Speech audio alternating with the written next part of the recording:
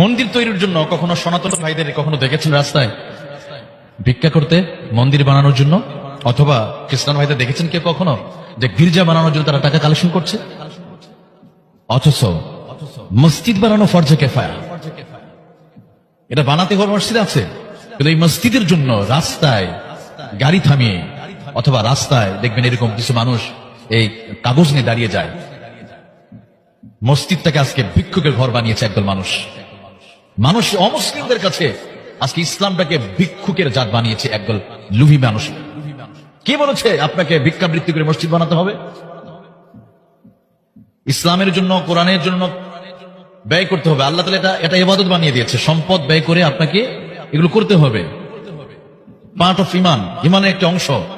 যে এমনিতেই আপনাকে যে সম্পদ আছে, সম্পদ থেকে যাকাত বলেন, সম্পদ থেকে এগুলো দান করা, গরিবের জন্য দান করা, আল্লাহর ঘরের জন্য আলাদাভাবে উৎসাহ